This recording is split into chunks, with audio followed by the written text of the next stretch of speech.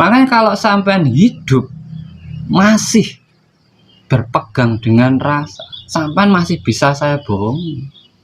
Oh iya. Itu bukan hanya sekedar kata-kata kan, saya bisa membuktikan itu. Jadi sampean harus dengan pola pikir yang benar. Apa yang sampean lihat itu juga harus sampean pikirkan. Sakderenge nglajengaken mirsani video sakjangkepipun, kula aturi kapurih nutul tombol subscribe supados boten ketinggalan video salajengipun. Kagem kemanfaatan video menika monggo dipun like, komen lan ugi share. Mugi panjenengan sedaya pinaringan seger waras, bejo donya bejo akhirat, rahayu rahayu rahayu sagung dumadi.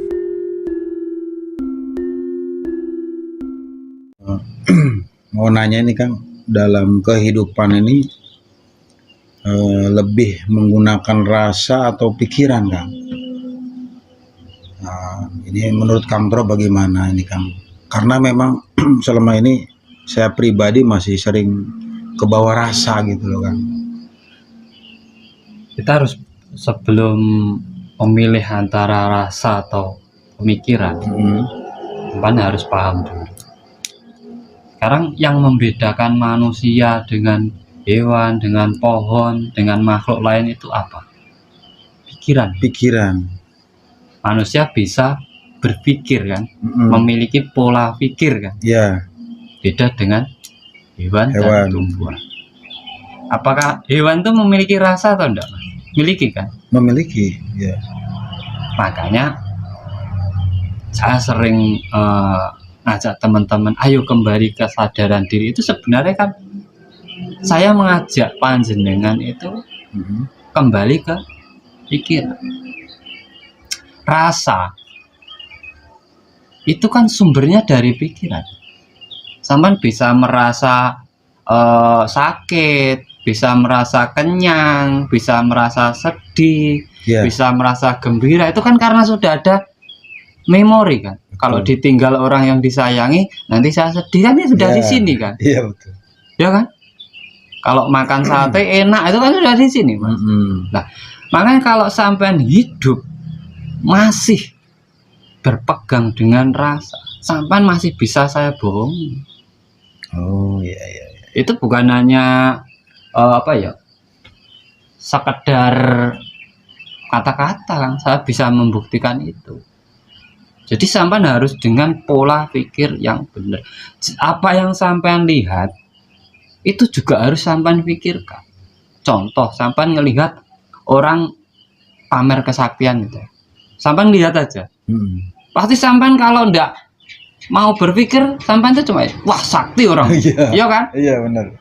Tapi pernahkah sampean berpikir, loh orang itu bisa sakti gimana ya? Jarang kan orang seperti itu. Jarang. Heran dulu. Aneh. Heran dulu. Ya. Makanya terus beda orang Jawa. Allah. Kan Allah itu berarti sudah tahu kuncinya. Allah ngene tok atau ngono kan gitu. Makanya kalau sampean nanya ke saya pikiran apa rasa, kalau saya tetap memilih pikiran. Yang bisa diolah-alik itu bukan pikiran, rasa. Rasa. Karena rasa itu sendiri pengontrolnya adalah pikiran. Nah, kebanyakan orang hidup mengikuti rasanya. Nggak mau kembali ke pola pikirnya. Pikiran itu apa yang kamu tanamkan lewat rasamu, itu akan menjadi memori pikiranmu kan? Kalau kamu mengikuti rasa. Ya kan? Contoh lah, aku dibikin orang, waduh, ini nanti saya pasti kena sesuatu. Ya kan? Sampai dari rasa menanamkan sesuatu di pikiran jenengan kan. Akhirnya ya ikut. Tapi kalau pikiran sampai selalu positif, sampai mau dibikin orang kayak mau dibuangi apa kayak nggak ngefek pada sampai. Karena sampai selalu positive thinking. Nah, makanya kalau sampai hanya mengikuti rasa, masih bisa saya tipu, masih bisa saya pengaruhi. Tetapi di saat sampai memiliki kepercayaan diri, pemikiran yang bersih, masih memegang dengan jati diri sampean ataupun percaya dengan diri sampean sendiri, sampean susah untuk saya pengaruhi. Iya. Rasa itu mudah kok Mas Dio. Sekarang rasa dibolak-balik itu bisa kok. Bisa rasa itu dibolak-balik. Kalau sampean hanya mengikuti rasa kan sampean nanti akhirnya apa? Sampean mudah dipengaruhi orang lain. Tapi ketika kita misalkan kehilangan orang tua gitu kan, kehilangan pacar atau kan bisa jadi juga merasakan kesedihan. Mungkin kalau misalkan dalam waktu sesaat itu manusiawi kan ya kan? Ya iya, Masih manusiawi lah ya. Tapi kadang ada yang suka memikirkan karena ditinggalkan orang tua sampai sakit, itu gimana Kang? Itu kan merasa gini, ngedon. Ya kan? Ngedon. Ngedonnya itu gini. Kalau ndak ada orang tua saya jadi gini. Nah itu kan. Iya. Kalau nggak ada dia saya ndak bisa bahagia. Saya tuh hanya bisa bahagia dengan dia. Itu kan menjadi sugesti pada pikirannya sendiri. Akhirnya pikiran membuat tubuhnya sakit. Karena pikirannya jadi sakit juga, Mas. Iya. Makanya rasa sedih juga bisa bahagia. Bahagia juga bisa sedih. Enak jadi ndak enak. Ya kan? Itu tergantung apa? Tergantung pola pikir kita. Bagus atau enggak. Kalau pola pikir kita enggak bagus, semua jadi enggak bagus. Bahkan sikap kita jadi enggak bagus loh. Iya. Karena pikiran kita ya. Iya, benar. Tapi kalau sampean hanya mengikuti rasa, terus rasa itu menyelimuti pikiran sampean akan tumpul hidup, tidak punya kreativitas. Iya. Sampean hanya merasa saja, kurang bekerja, ataupun kurang bergerak, hanya merasa ngelamun akhirnya. Iya, benar. Ngelamun. Orang gila itu yang sakit rasanya apa pikirannya? Ya kan? Iya. Rasanya hilang kan? Hilang. Ya, gara-gara pikirannya. Bahkan nggak pernah sakit Kang itu kalau. Iya kan? Iya. Karena rasa itu mudah untuk diolah alik. Contoh aja gini loh Mas. Sampai kan punya rasa geli itu. Ada. Nah coba tanya. Geli kan? Geli. Nah kalau sampai hidup mengikuti rasa, kalau saya gini pasti geli ya tak? Iya. Ya sini pasti geli. Tapi kalau orang tahu kuncinya, ini kan sebenarnya dari sini. Dari pikiran. Iya. Coba saya gini. Tak kasih mantra, nanti sampean bisa bisa peragam mantra paling ampuh. Ini geli sampean. Sini enggak? Enggak. Ya udah. Geli sampean tak taruh sini, tak pindah sini. Ini nggak usah pakai tenaga dalam. Ya udah, tak taruh sini ya. Iya. Ini mantranya satu kata. Apa tuh Kang? Ini dengarin baik-baik. Cok. Oke? Iya. Pindah sini ya. Ini gelinya tak taruh sini. Cok. Gitu. Geli enggak? Enggak kan? Enggak. Ini geli. Nah. Ini tak kembalikan lagi sini. Mantranya yang sama. Cok gitu.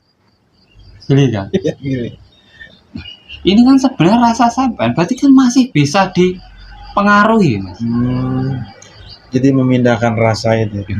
Karena yang saya pengaruhi itu bukan rasanya ini. Saya itu sebenarnya sudah mengaruhi pikiran sampean. Gitu. Di saat pikiran sampean tak pengaruhi, ini semua. Ini kalau biasanya dipakai untuk apa? Pindah penyakit toh. Iya kan? Iya. Bisa ke hewan, ya toh? Telur. Bisa ke telur itu toh. Oh, iya. Ya kan?